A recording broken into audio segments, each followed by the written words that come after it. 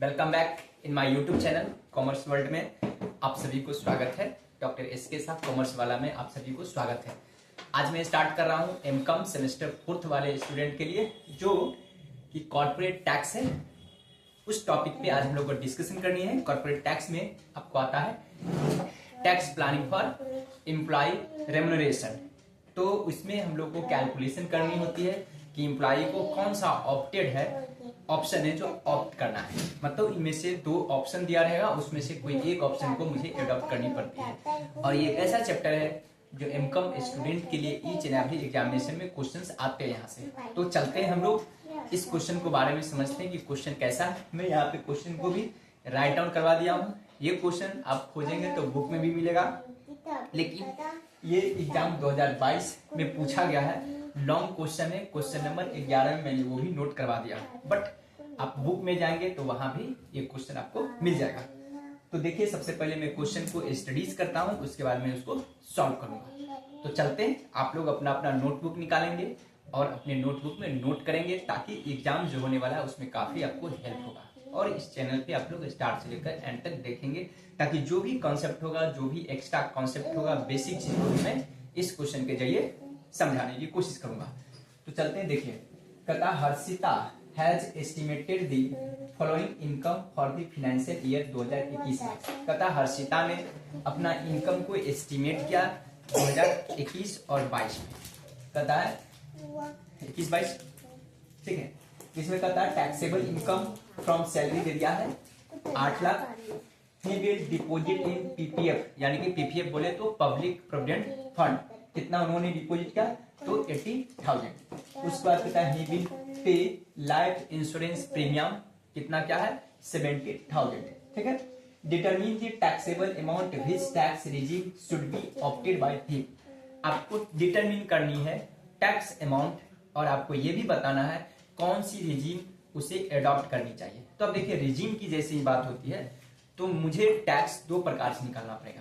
एक तो जो ओल्ड बेसिस से जो स्लैब रेट है उसके बेसिस, और दूसरी हम लोग को निकालना पड़ेगा जो न्यू रिजीम जो आया है, जैसे 3 लाख से 6 लाख से 9 लाख, 9 लाख से 12 लाख, 12 लाख से 15 लाख, 15 लाख से एबव, उस रिजीम को हम लोग को बेसिस पर टैक्स का कंप्यूटेशन करना है। अब चलते हैं, अब हम लोग कैलकुलेशन करते हैं। पहले तो ओल्ड रिजीम से टैक्स का कैलकुलेशन होगा। तो देखिए यहाँ पे सॉल्यूशन है कंप्यूटेशन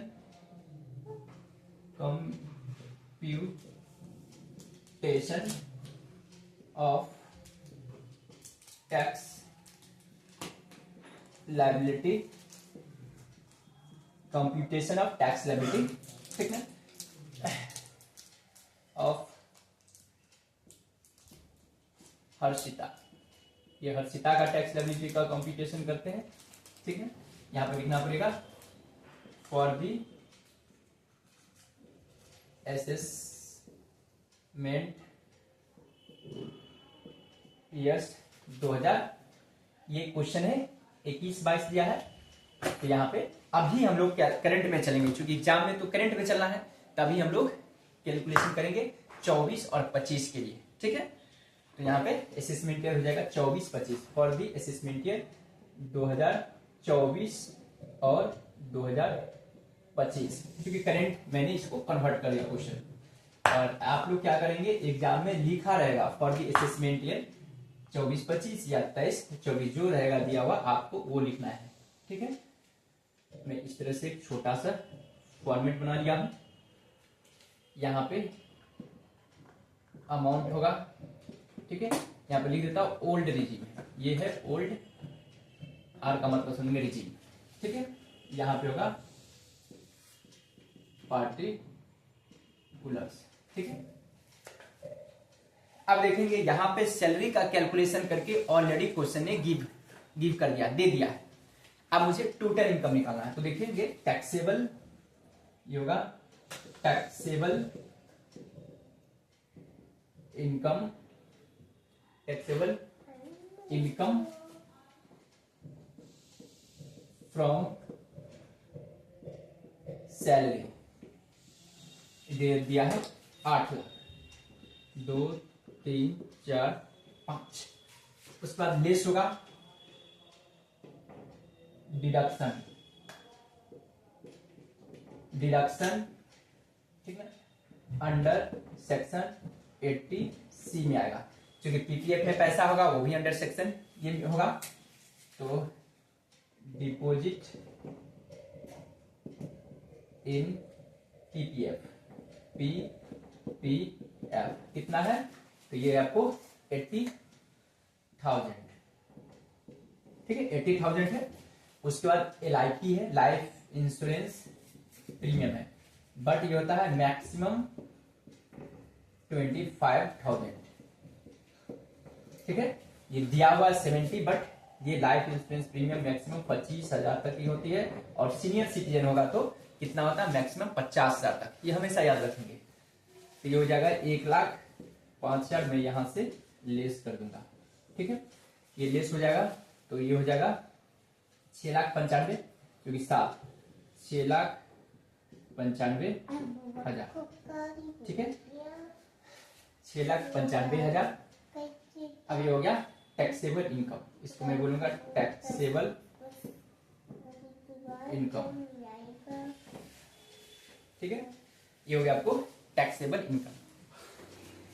अब अपने लोग को क्या करनी है, ओल्ड और न्यू टैक्स रिजीम के अकॉर्डिंग कैलकुलेशन करनी है। आप टैक्स लायबिलिटी का कैलकुलेशन करूंगा, ठीक ना, कंप्यूटेशन। तो देखेंगे टैक्स ऑन 6,95,000 पे कितना निकलेगा, होता है फर्स्ट ऑन 3 लाख, 1 2 3 4 5, 3 लाख। चूंकि ये महिला है, महिला के लिए पहला स्लैब रेट है कितना तक है, तो 3 लाख तक एग्जेम्प्ट है। ये होती है नीड होगा, ठीक है। फिर next on 2 lakh, 2 3 4 5 eight the rate of कितना होगा 5%, कितना हो जाएगा ये 10,000, ठीक है। अब रिमेनिंग बचेगा, रिमेनिंग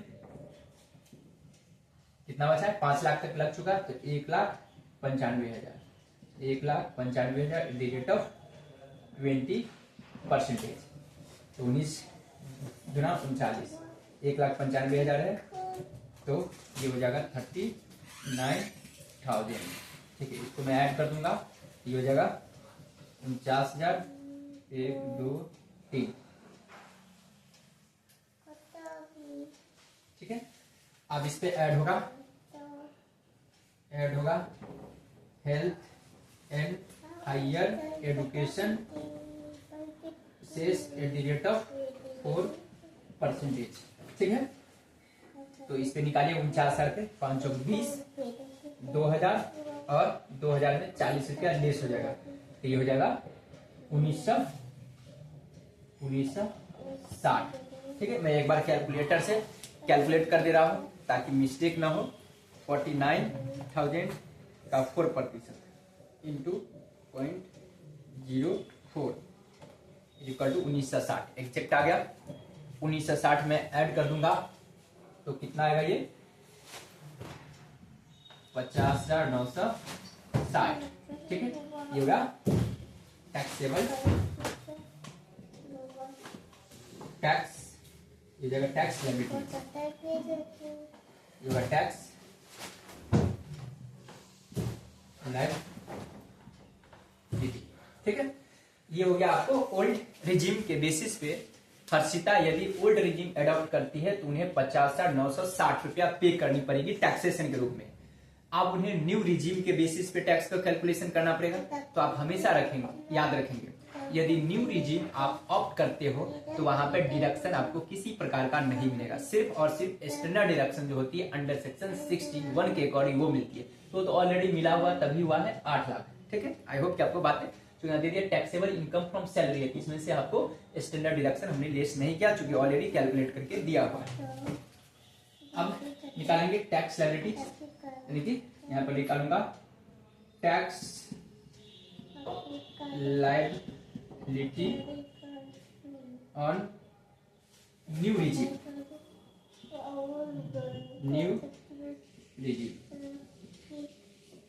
मैं न्यू रिजीम के बेसिस पे टैक्स लायबिलिटी को कैलकुलेशन कर रहा हूँ।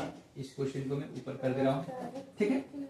तो आप देखेंगे क्या है, यहाँ पर किसी प्रकार का डिडक्शन मिलने को नहीं है, क्योंकि न्यू टैक्स रिजीम आप अडॉप्ट करते हो तो डायरेक्टली जो भी टैक्सेबल इनकम है और उसमें जो डिडक्शन है उसको लेस नहीं किए जाते, तो 8 लाख पे ही हम लोग को कैलकुलेशन करनी है। यदि 7 लाख तक होता तो उसे रिबेट मिलती, लेकिन यहाँ पर रिबेट भी मिलने को नहीं है। तो देखेंगे न्यू टैक्स लायबिलिटी में क्या होगा। फर्स्ट ऑन 3 लाख कितना होगा, ये होगा नीड होगा, क्योंकि 3 लाख तक कुछ नहीं। फिर नेक्स्ट होता है 3 लाख से 6 लाख, यानी कि नेक्स्ट ऑन 3 लाख तो कितना होगा 1 2 3 4 5 एट द रेट ऑफ 5%। तो ये आपको होगा 5 या 15,000, ठीक है। उसके बाद फिर नेक्स्ट 3 लाख 6 लाख से 9 लाख, बट यहाँ पर रिमेनिंग 2 ही लाख बचेगा। यहाँ पर होगा रिमेनिंग बचेगा आपको कितना, रिमेनिंग 2 लाख बचा, 2 3 4 5 एट द रेट ऑफ 10%। तो ये आपको कितना होगा 20,000। इसको मैं ऐड करूंगा तो 35,000 होगा।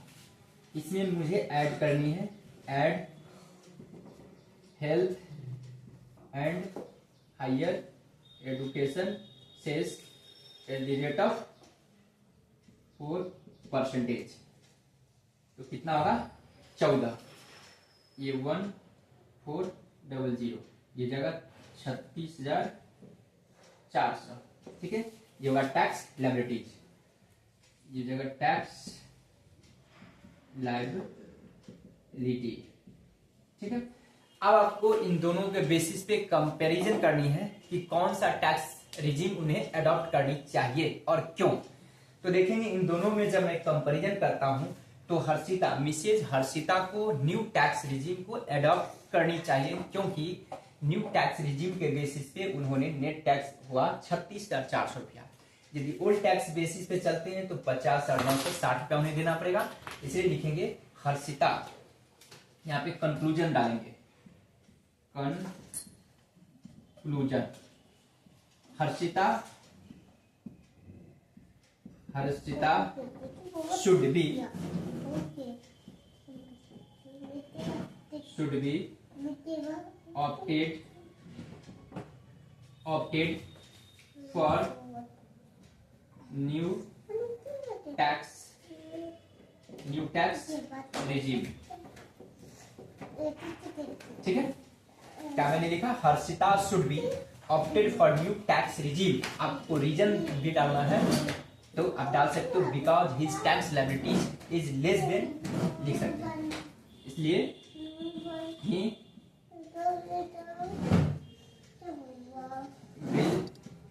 Will pay tax liability is equal to 36,400 rupees, ठीक है। आई होप कि आपको बातें समझ में आ गई होगी। तो कुछ इस तरह से हम लोग को कैलकुलेशन करनी है जब भी ओल्ड और टैक्स न्यू टैक्स की बेसिस पे आएगी। Okay, bye bye, have a nice day.